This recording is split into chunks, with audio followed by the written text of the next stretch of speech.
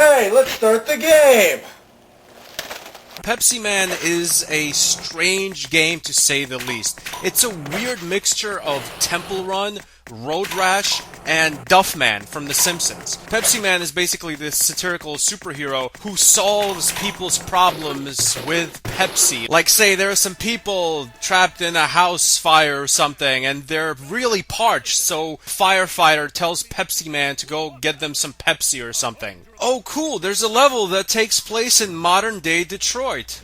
I guess you could kind of equate this to something like a free-running or an endless running game like, say, Temple Run, but it's not infinite. There is an actual goal you reach in every level. There's ends to the levels. Your goal is simple. Run through the levels before the timer reaches 0. Avoid all the obstacles like construction workers, people walking around, mailboxes, cranes, trains, just everything you can think of in civilization will be in your way, and you have to avoid it. And you also have to collect as many floating Pepsi cans as possible.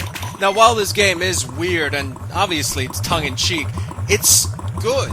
This is one of those strange, random, nonsense games that's actually fun to play. The graphics are fairly decent. They're not up to 1999 standards, but technically they're acceptable. The controls are really smooth no matter what you're doing. For example, Pepsiman can just run, but also when he runs into a shack, he can pick up a bunch of different types of vehicles or different ways to traverse the environments. Like, he runs to a shack and gets this trash can stuck on his head. And now his movement is reversed, because obviously he can't see. So whenever you press left, he goes right, and whenever you press right, he goes left. It kind of handicaps you a little bit. On the other hand, there are things that can help you out, like, say, picking up a skateboard makes you go faster and makes your jumps really high, so you can basically jump over almost anything, which means you don't have to go left and right, you can just jump over every obstacle. Even though the graphics aren't technically impressive, I like the graphics in this game. It feels like Road Rash 3D.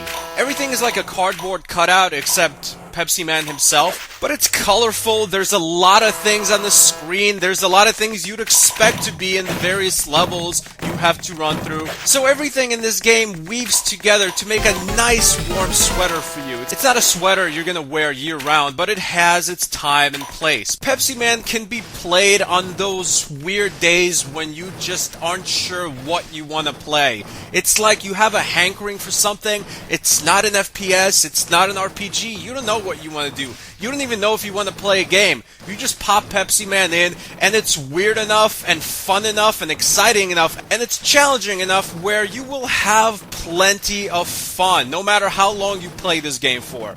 It will keep you coming back for more. Probably not every day for a month straight, but I could see myself playing this game a couple of times a year for maybe 30 minutes at a time. Pepsiman can also get quite a bit challenging.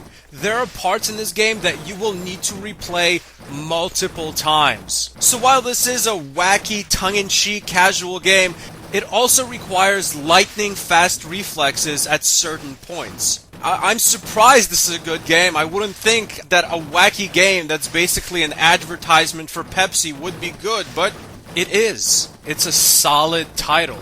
I'm honestly pleasantly surprised. Pepsiman for the PlayStation 1 gets an official stanburdman rating of an 8 out of 10. Thanks for watching. Goodbye, my friends.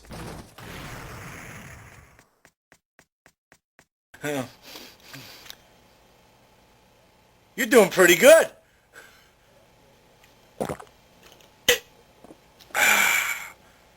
Have a Pepsi. Stage.